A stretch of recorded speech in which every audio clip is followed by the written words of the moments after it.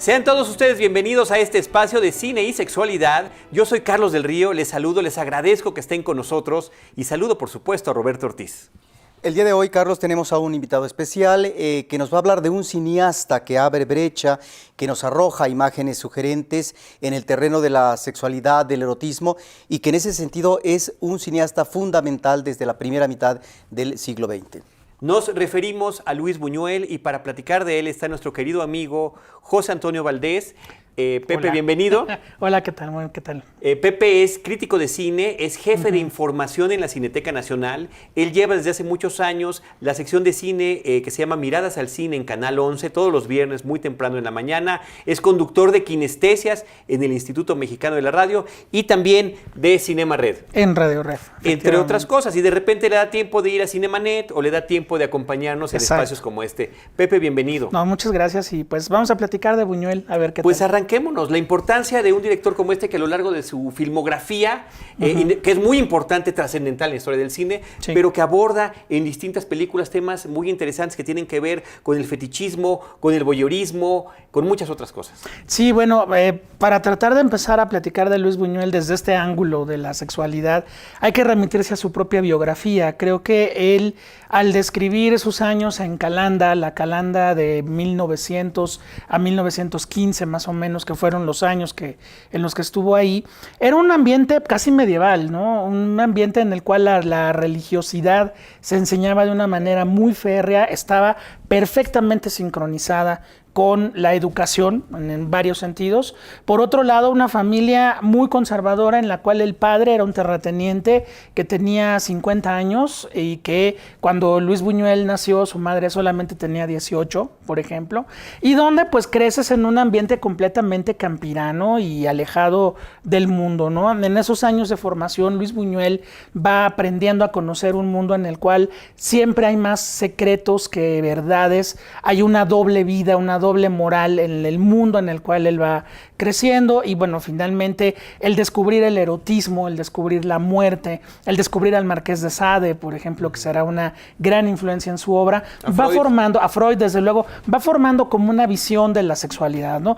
Pero hay un paralelismo con otro gran director que es Alfred Hitchcock en cuanto a la formación. Los dos fueron formados por jesuitas, los dos compartían muchas perversiones, muchas frustraciones y yo creo que en buena medida la sexualidad en el cine de Luis Buñuel es una sexualidad frustrada, frustrante, imaginada y generalmente muy, muy perversa y muy dolorosa también. Es una cuestión pues que nos pega mucho a nosotros como latinos, quizá bueno a las generaciones más nuevas no, digo yo me formé en los años 80 y nos enseñaron todavía que había muchas cosas malas que no deberías de hacer, ¿no? Claro. Y eso pues bueno, si nos remitimos a principios del siglo XX pues era todavía mucho más férreo. Ahora, mencionas a Alfred Hitchcock por esta formación religiosa y esta educación que finalmente es una educación rígida y que está efectivamente esta figura paterna, patriarcal, pero en el caso de Hitchcock lo que observamos en sus películas es que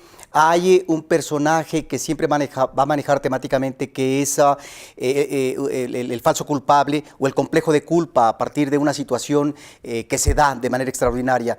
En el caso de Buñuel tenemos, por su formación cinematográfica, y ahorita nos vas a platicar tú, su vínculo con el mundo de los surrealistas, un manejo liberador a través de sus imágenes en cuanto a este manejo del erotismo y de la sexualidad, no obstante que están esos diques morales de la sociedad que tratan de impedir que repentinamente el ser humano sea otra cosa.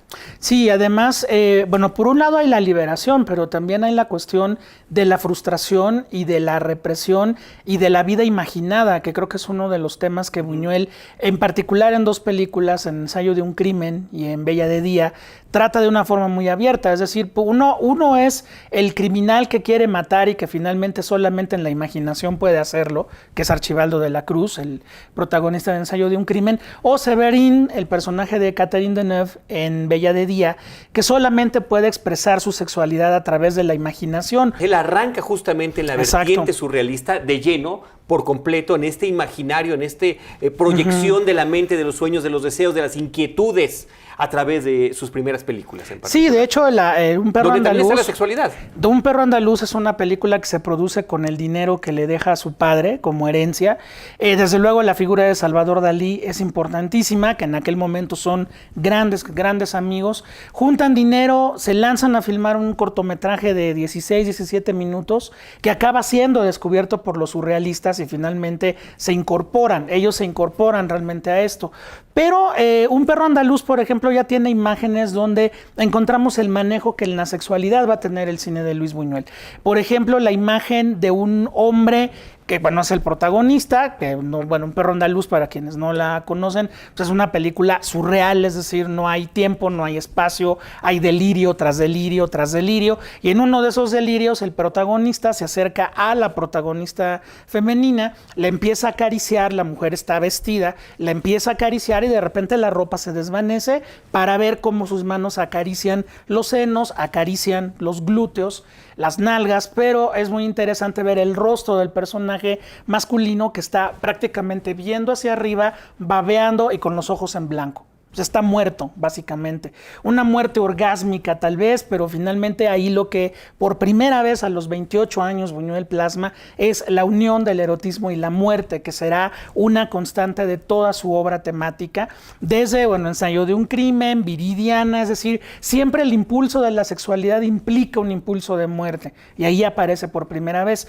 De repente la protagonista corre hacia una de las puertas, intenta escapar, el hombre va detrás de ella, pero antes agarra 2 cuerdas y en las cuerdas van amarrados 2 pianos y en los pianos van amarrados 2 burros muertos y atrás de los burros muertos 2 maristas que están amarraditos también y el hombre va jalando todo esto para llegar a ella. Puede ser el arte, puede ser la educación, puede ser la cultura, la religión, la parte salvaje del ser humano que en el momento de tú consumar tu sexualidad te detiene, te reprime. Y el cine de Luis Buñuel también es el cine de la represión. Pues ahí lo tenemos, una película además que desde sus primeras imágenes es provocadora hacia el espectador. Es la clásica imagen que ustedes seguramente han visto de una navaja que corta un ojo. Sí, ¿no? Con eso prácticamente es con lo que arranca esta película. Y la obra del Buñuel. Su obra, claro, su película. Claro. Y un siglo, porque además él nace en el 1900 y el siglo va corriendo a la par que él. Y estamos platicando sobre la sexualidad en el cine de Luis Buñuel. Roberto Ortiz. Pues ya en la parte inicial de su carrera tiene no solamente El perro andaluz, sino también va a tener La edad de oro. Es una película muy importante, es un mojón del surrealismo y es un baldo de agua fría porque en su momento, cuando se estrena en París, grupos de derecha asisten para boicotear la función a la sala de cine. Y posteriormente las autoridades, Carlos, Pepe, pues van a prohibir esta película y confiscar las copias. Entonces ya estamos ante un detonador, ante una película que tiene este eco inmediato y que tratan de impedir su exhibición. Tan es así que solo mucho tiempo después es que, claro, ahí está el efecto de la censura, la cinta va a ser exhibida finalmente, mucho tiempo después, repito, en Nueva York y inmediatamente después en París. Platícanos de esta película porque realmente es una de las obras geniales de Buñuel. Bueno, Buñuel ahí ya está insertado en el movimiento surrealista, ya es amigo de Breton, de Man Ray, de Max Ernst, de todo el grupo completo. Todavía colabora en el guión Salvador Dalí, aunque ya el pleito está abiertamente, bueno, ya está abierto el pleito entre ambos por culpa de Gala, sobre todo. Pero mientras tanto, la película la produce un aristócrata, el Vizconde de Noailles, que tenía la costumbre, se le va a quitar con La edad de oro, de andar pagando películas a los surrealistas o a personajes del medio intelectual francés, como Jean Cocteau. Él produjo también La sangre de un poeta. Entonces, La edad de oro era la primera película sonora que Luis Buñuel iba a realizar, una película, al igual que Un perro andaluz, inspirada en sueños, en delirios, en viñetas fantásticas, la mayoría de ellas, que bueno, tienen ya ahora sí la afrenta, la línea de molestar a la burguesía, de atacar a las buenas costumbres y sobre todo de empezar este proceso de liberación a través del cual el cine de Luis Buñuel va a abordar el tema de la sexualidad. Hay escenas que aún a 85 años de realizada la película pueden seguir siendo muy chocantes para un público poco advertido de que va a haber algo tan subversivo para 1930. Hay una imagen en la cual, por ejemplo, Lia Lis, la protagonista, de repente queda lejos de su hombre y lo único que tiene en la mano es una estatua y le empieza a succionar el pie, pues como si le hiciera sexo oral, básicamente, ¿no? De hecho, hay un plano de ella succionando el dedo gordo de la estatua y la estatua sonriendo muy feliz, que bueno, desde luego es una muy, muy buena referencia del maestro Buñuel. Sin embargo, perdón que te interrumpa, pero también ese podría ser el inicio de este fetiche con los pies.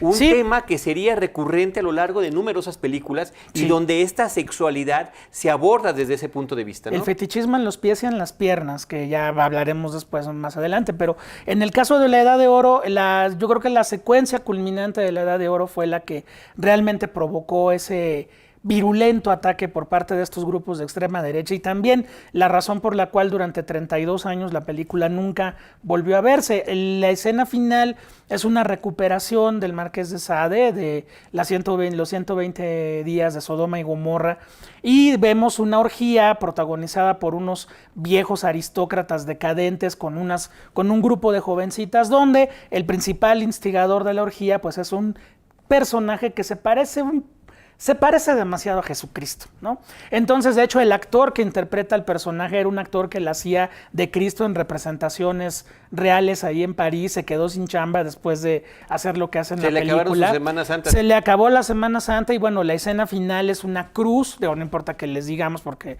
la Edad de Oro no tiene ningún argumento, pero es una cruz con las cabelleras de estas jóvenes virginales amarradas como si fueran trofeos, ¿no? Para abordar la burguesía, para abordar una clase, se necesita conocerla, o tal vez ser parte de. Es lo que pasaba con las descripciones magníficas que hace un Claude Chabrol en sus películas, porque era un burgués consumado y conocía perfectamente una clase de provincia.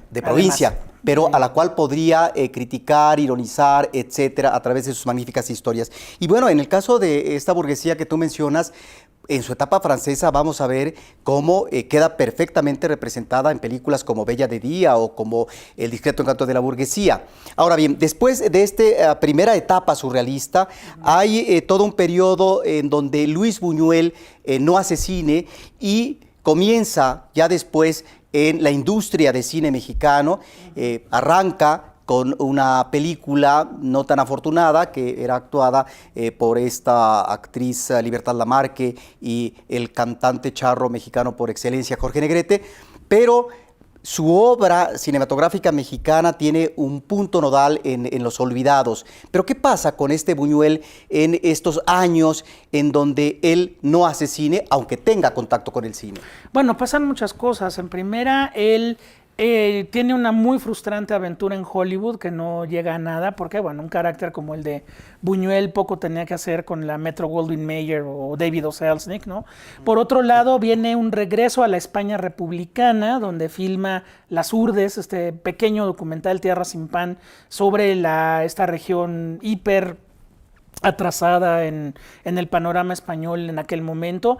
Luego viene su etapa como productor en la empresa Filmófono, donde hace películas taquilleras importantes nada más. Viene la Guerra Civil, desde luego, bueno, Buñuel es partidario de la causa republicana, viene el exilio, viene Estados Unidos, viene encontrar trabajo para mantener a su familia en el Museo de Arte Moderno de Nueva York como curador de la sección de cine.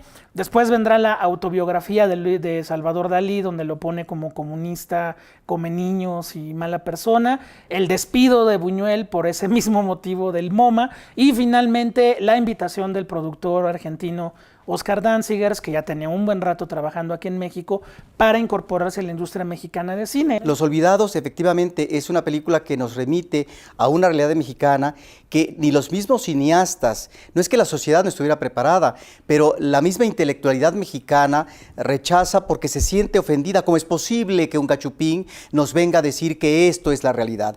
Y la realidad es esa, es la pobreza en la periferia de la Ciudad de México, son los niños que se van van a volver jóvenes y que van a ingresar a la delincuencia ante una situación también de desprotección, de familias disfuncionales, de pobreza, etcétera.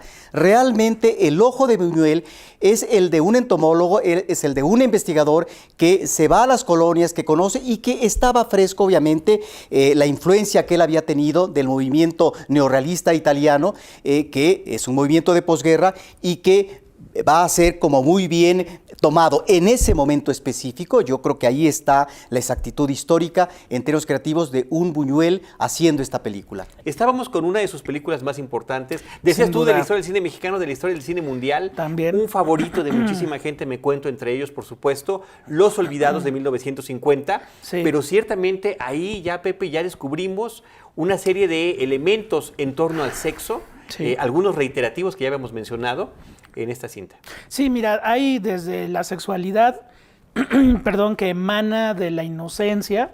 Hay un personaje que lo interpreta Almadelia Fuentes, una actriz jovencita que debe haber tenido 11 o 12 años en la película, que en una secuencia instigada por un amiguito, bueno, un niño de provincia que quedó abandonado ahí en el mercado cercano, que es el Ojitos, le dice, mira, pues si te quieres poner la piel suave, pues úntate leche de burra. Entonces, en una escena que la niña está solita, pues de repente se levanta su faldita y se echa la leche de burra en las piernas y se las talla. Y bueno, pues Nabokov sonreiría realmente muy fuerte con esa secuencia en la cual, pues bueno, Luis Buñuel logra sacar esa inocencia sensual del personaje de Mechita, ¿no? Pero sin duda la presencia que más sensualidad aporta a Los Olvidados, para bien y para mal, es la madre de Pedro, que no tiene nombre, el personaje simplemente es la madre, y lo interpreta Stella Inda, una actriz que, por cierto, también ya había tenido sus antecedentes en cuanto a la sensualidad en el cine mexicano. Tiene una película importantísima, La Mancha de Sangre, de Adolfo Besmogart, que bueno, es de esas películas que rompieron las reglas del melodrama cabareteril para demostrar que la prostitución no solamente era sufrimiento, también cuando se podía era goce. Pero en fin, Stella Inda interpreta a la madre de Pedro, y Pedro, que es el protagonista, que es Ponchito Mejía, Alfonso Mejía, que es un niño que lo que quiere es afecto y nunca lo encuentra por parte de la madre, pues de repente en una de las secuencias más importantes, que es el famoso sueño donde Pedro ve a su madre caminando sobre las camas, la madre le ofrece la carne que le ha negado durante buena parte de la película, el alimento, el afecto, pero lo hace con un trozo de carne literalmente cruda colgándole de las manos, y de abajo de la cama sale ese gran personaje que es el Jaibo, a jalarle el cariño de su madre, a arrebatarle esa carne que le está ofreciendo la madre, porque la madre de Los Olvidados también ofrece carne, en una secuencia que de verdad es sumamente inquietante por la forma como Luis Buñuel dirigió a sus actores. El Jaibo, que es este niño, bueno, joven, un poco más grande que Pedro, que también está en la calle en la misma situación de orfandad, en medio de esa miseria moral de la Ciudad de México que presenta Luis Buñuel. De repente él entra y encuentra a Stella Inda, la madre de Pedro, lavándose las piernas. La mujer viene de trabajar, viene cansada y se está lavando las piernas. En el momento en el cual el Jaibo dirige la mirada hacia las piernas de Stella Inda, y hay un deseo erótico, hay un deseo sexual, y la mujer se da cuenta porque se sigue lavando las piernas enfrente de este joven. Más adelante, en una secuencia que también ya es un poquito más adelante en la película, ya los niños, los hermanitos chicos de Pedro, llegan unos perritos bailarines ahí a la calle, los niños se salen, quedan solos la madre y el Jaibo, y simple y sencillamente el Jaibo cierra la puerta y entendemos qué pasa, ¿no? Más adelante vendrá un reclamo de Pedro hacia el Jaibo donde le dice, no te metas con mi madre, y le dice el Jaibo, ¿todavía más? Es decir, en 1950 Luis Buñuel demostraba que estos niños de la calle, a los cuales el cine mexicano había victimizado y había convertido en personajes de melodrama, de repente no solamente tenían sensualidad o sexualidad, sino que también se podían defender al grado del asesinato, o podían tener estos impulsos sexuales que están desde Meche, Jaibo o Pedrito, ¿no? Creo que por eso es una película que sigue siendo tan sorprendente, y bueno, de verdad creo que el cine mexicano nunca ha llegado a esos niveles de nuevo. Una película que rompe con los esquemas melodramáticos de la época Claro. y por lo tanto se vuelve reveladora. Esta madre que tú mencionas es una madre que cuando al niño ya lo llevan a una correccional, le dicen, pues que usted no quiere a su hijo. Dice, ¿por qué habría de quererlo si yo no conocía a su padre? Es decir, estamos ante una realidad. Era una chamaca y no pude defenderme. Era una chamaca y no pude defenderme. Exacto. Por lo tanto, está hablando de una posible de una violación. Ahora bien, en el ámbito de la seducción, más adelante o inmediatamente, Buñuel hace dos películas que son sumamente disfrutables. Una que es Susana, Carne o Demonio, y que tiene que ver con esta seducción de un personaje externo que va a desequilibrar la comodidad de la familia tradicional que siempre va a manejar de manera correcta el cine mexicano. Y la otra es Subida al Cielo, que es una película festiva, refrescante, y que está ni más ni menos una actriz mexicana que tenía unas piernas extraordinarias y que Lilia Prado va a tratar de seducir a un chico que además ya está enganchado con la novia. Y por otro lado, en Ensayo de un crimen, pues tenemos un personaje que a través de la imaginación es un asesino perfecto. Sin embargo, hay un montón de relaciones, sobre todo en el caso de Archibaldo de la Cruz. Es un solitario, es un tipo que no puede vivir la sexualidad porque tiene mucho miedo a salir del cascarón. Él sigue siendo el niñito que manejaba ¿cómo se llama? La cajita de música cuando murió su nana, víctima de un balazo que le llegó por la ventana, y el niño queda fascinado porque tiene poder sobre la gente y sobre todo puede desear la muerte de sus enemigos, ¿no? Y entonces la nana queda muerta en el piso con las piernas fundadas en un bellísimo liguero, las piernas de Leonor Yausás, que eran muy bellas, y entonces ahí está ese erotismo que no puede salir de la casa, ¿no? Por eso Archibaldo de la Cruz es un fetichista consumado que va inclusive a hacer una efigie de Miroslava, una efigie perfecta de Miroslava. Y por otro lado, Francisco Galván es este héroe del amor loco que en un momento dado, ya cuando su crisis de celos llega a grados enfermizos, trata de ejecutar un ritual del Marqués de Sade, que nunca hemos sabido muy bien qué es, pero que incluía cuerda de barco, aguja, hilo quirúrgico y alcohol y formol y algunas otras cosas que Buñuel nunca quiso explicar, porque siempre la sugerencia y la perversión será mucho más grande de nuestra parte que cualquier cosa que se explique. Ahora que mencionas estos dos personajes, sí. En el caso de él, es una película que se valoró años después, la importancia que tenía y que no sé si corre en paralelo con toda una serie de películas que tratan de abordar a partir del psicoanálisis o manejar los elementos traumáticos, patológicos de los seres humanos, y que aquí Buñuel, al igual que otras cinematografías, ya está abordando de una manera certera, profunda, pues el caso de la celotipia, el caso de la obsesión de un hombre por una mujer que va a ser su esposa, pero que los celos lo van a consumir hasta el grado de llegar a la locura. Y en ese sentido sí estamos ante un Buñuel en plenitud de sus facultades, pero también en cuanto al tratamiento de sus personajes. Sí, hay películas, Pepe, que son diferentes en cuanto a los personajes, pero que también nos ofrecen imágenes que tienen que ver con el erotismo y con la sexualidad, como podría ser en un primer momento Nazarín, como podría ser también La Joven, y sobre todo esa obra cumbre de Luis Buñuel que se va a llamar Viridiana. Sí, mira, en el caso de Nazarín estamos en uno de los mundos favoritos de Luis Buñuel, que es el de Benito Pérez Galdós, que fue sin duda su escritor favorito, pero curiosamente las dos novelas que adapta para su filmografía son de las novelas menos afortunadas de Galdós. Una es Nazarín, la otra es Tristana, también podríamos hablar de una vez de Tristana, porque esos mundos a los cuales él se remitía a Luis Buñuel y siempre con la colaboración de Julio Alejandro para estos mundos hispánicos, estos mundos españoles, pues bueno, nos hablan en primera de un proceso de adaptación extraordinario, porque la novela Nazarín, ambientada en la España del finales del 800, está llevada al México porfiriano por Luis Buñuel. La historia de un cura quijotesco que intenta vivir según los preceptos del catolicismo primitivo, o sea, vivir sobre todo en cuanto a la caridad y el amor al prójimo. No se da cuenta que cada vez que él está promoviendo estas ideas causa catástrofes a su alrededor, y una de las principales catástrofes que causa es en el corazón de una mujer que está entendiendo el amor como una perversión en el sentido de que el amor tiene que significar dolor. El personaje es el personaje de Beatriz, que interpreta Marga López, que lleva una relación realmente sadomasoquista con el Pinto, un caballerango interpretado por Noé Murayama.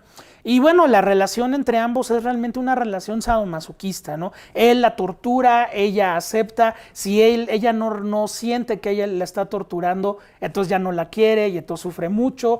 Y hay una escena de estas alucinaciones buñuelianas donde hay un beso entre ambos y el beso termina con una severa mordida por parte de ella, los labios de él que terminan sangrantes, ¿no?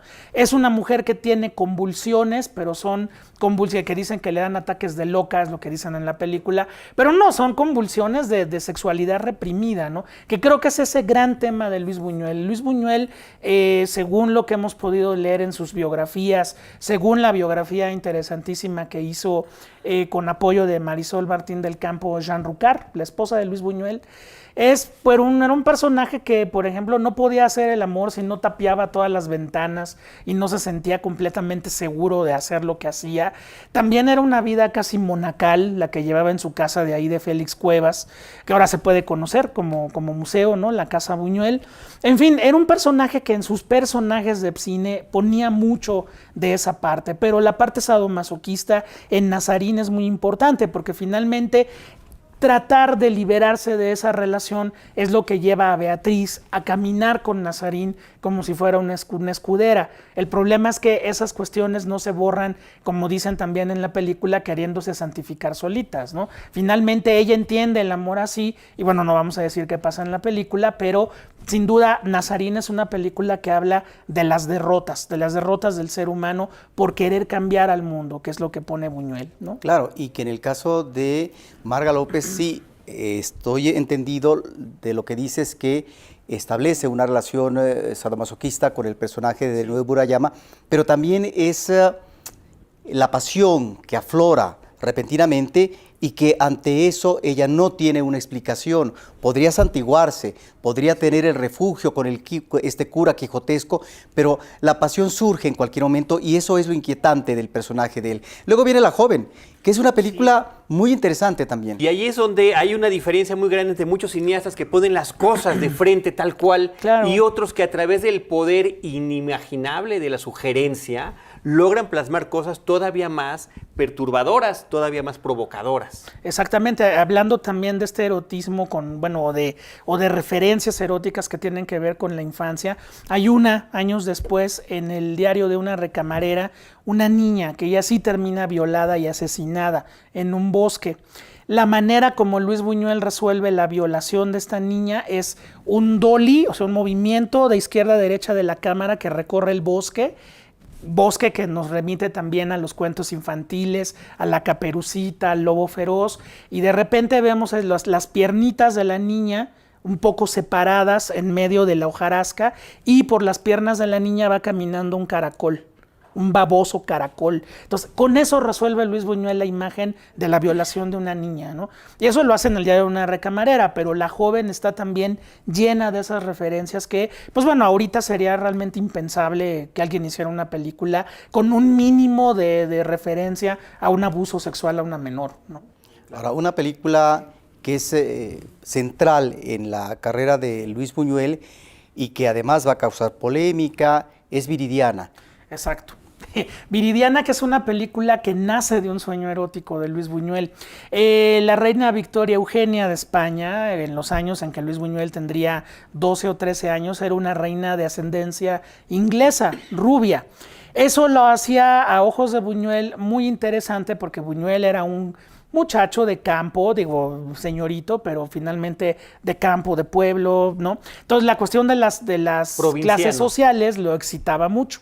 Entonces él tenía el sueño erótico de que un día iba a llegar al Palacio de Gobierno, los reyes duermen cada quien por su lado, y entonces él iba a narcotizar a la reina Victoria Eugenia y en la noche iba a meterse por una ventana y la iba a hacer suya. Ese era su sueño de niño provinciano de 13 años. Bueno, pues de ahí partió Viridiana cuando Buñuel tiene 60 años, cuando de repente aparece un productor que no es productor, pero es esposo de una de las actrices más importantes de México, Silvia Pinal, él, Gustavo Alatriste, y le dice, ¿cuánto gana por película? Pues tanto, yo le pago el doble, nada más que Silvia salga como la protagónica.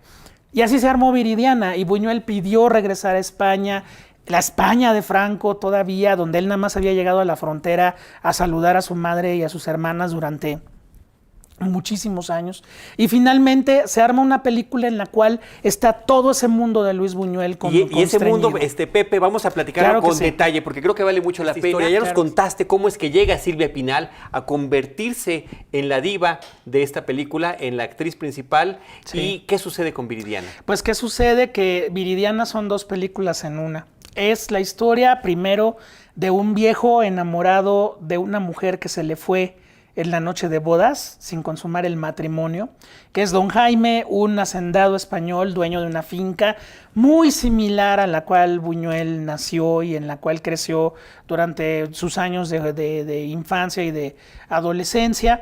Un hombre que ha mantenido los campos completamente sin cultivar. No hay luz en esa casa, no hay luz eléctrica, todo está en penumbras, es como el Manderley de Rebeca, de Alfred Hitchcock. Pero también hay un comentario ahí de refilón al franquismo. Digo, finalmente Buñuel sabía muy bien de qué hablaba. De una España que seguía medieval en muchos sentidos. Y filmada en España. Y filmada en España, y aún en los años 60.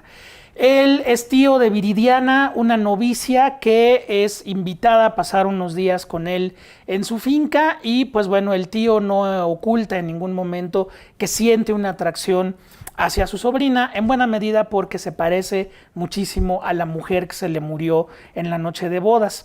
Entonces, en un acto de necrofilia digno de Alfred Hitchcock, en Vértigo, literalmente el tío convierte a Viridiana en la mujer que se le murió.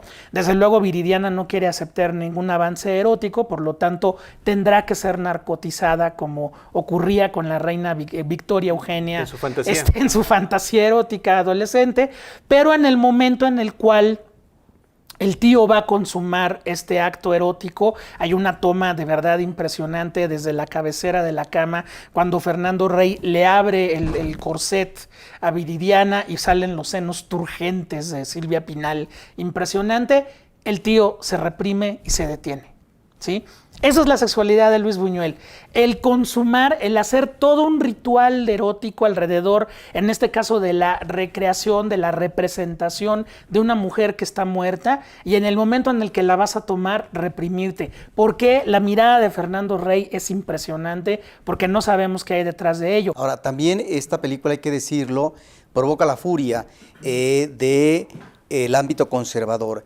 Hay que decir que desde lo que va a ser la Edad de Oro, pasando por Los Olvidados y luego en Viridiana, ahí va a estar la censura atenta para tratar de fustigar, de quitar de la cartelera esta película, que claro, Buñuel la hace en plena gobierno franquista, en plena dictadura, y por eso lo habían además acusado cuando él asume este proyecto de que era un traidor, porque finalmente estaba filmando en la España de Franco.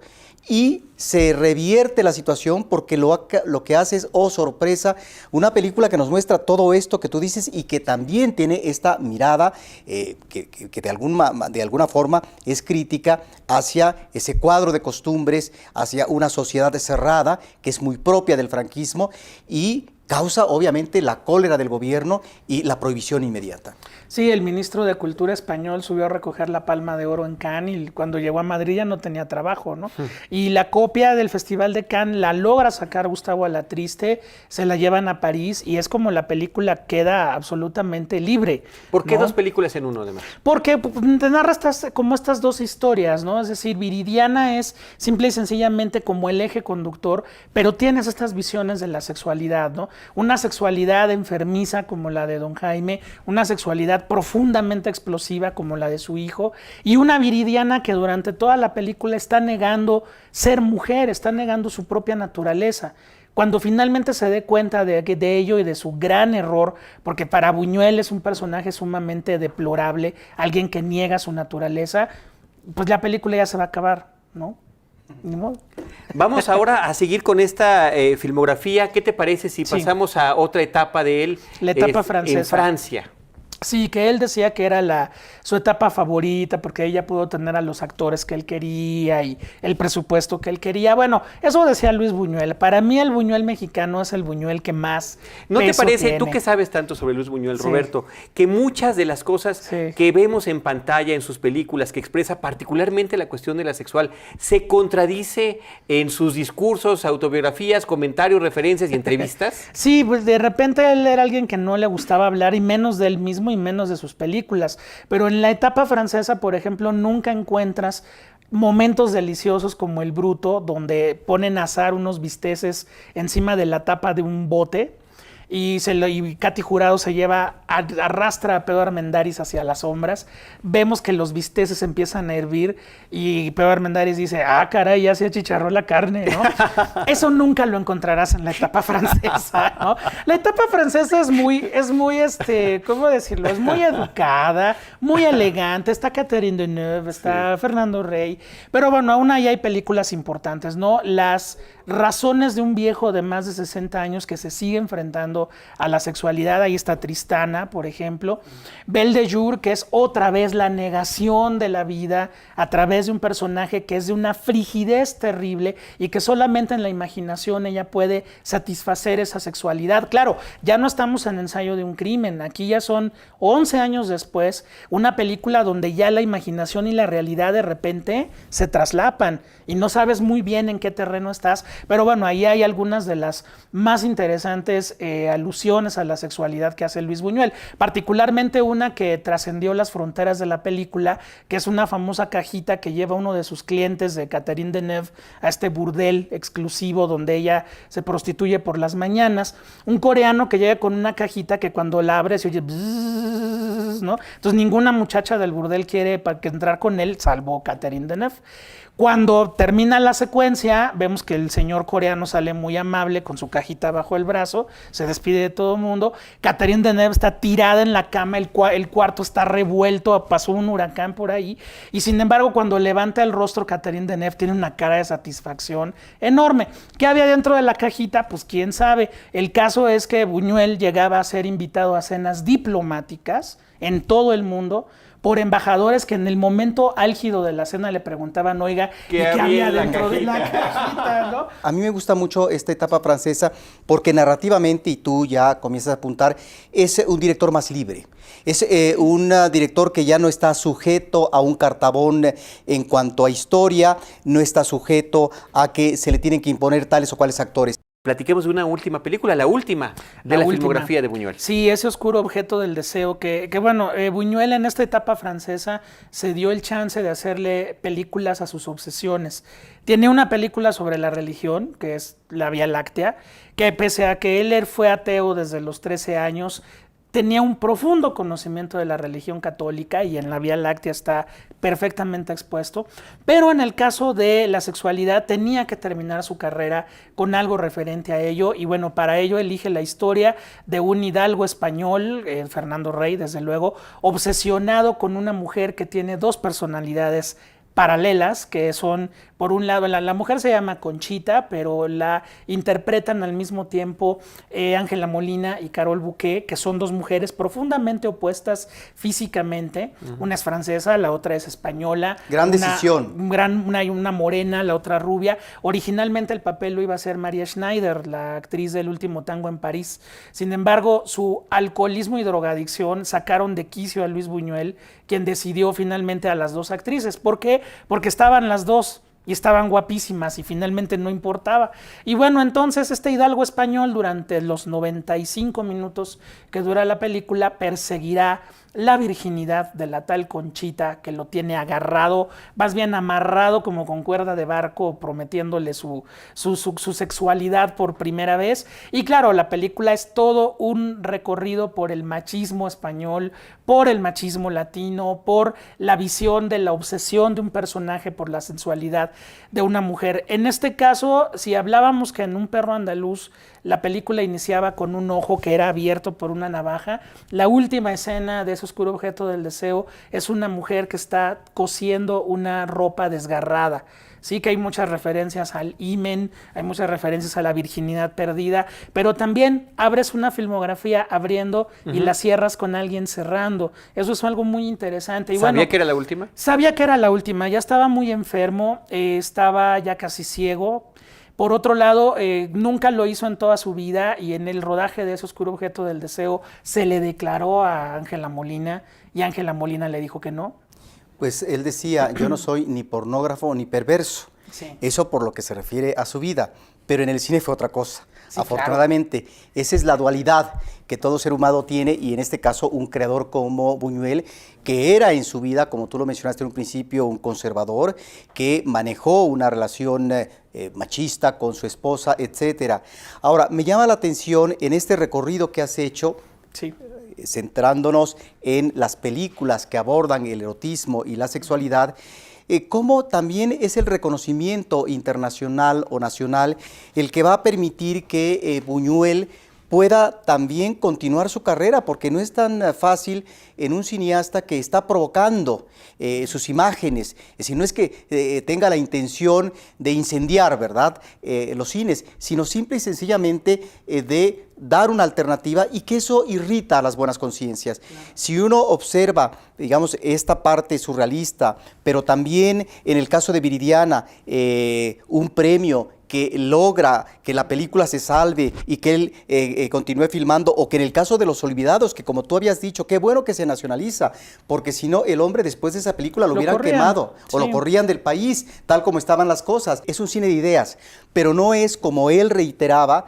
no es un cine de tesis, no. Es decir, no es un cine que lo que está proponiendo es como si fuera la neta, como si fuera finalmente el planteamiento final que hay que hacer a propósito de este tema. Ahí es donde estas ideas finalmente surgen en libertad por parte del creador y por eso se vuelve inquietante a través de estas imágenes extraordinarias por parte de él y en donde tal vez efectivamente lo que hay que decir es que no era él un gran cineasta a la manera que lo fue Hitchcock. Es decir, no fue el director que la forma buscaba una situación rebuscada, etcétera, tan elaborada como sí lo fue Buñuel, porque fue un especialista en la técnica, pero que sin embargo su narración sencilla a lo que iba era a esas imágenes que estaban perfectamente sostenidas por lo que tú dices. Y con esta vasta filmografía, Pepe, sí llama la atención que al final de cuentas la película más identificable, más reconocida globalmente sea Los Olvidados y que no pertenezca al mundo burgués que tú nos mencionaste conocía de primera mano y donde era tan bueno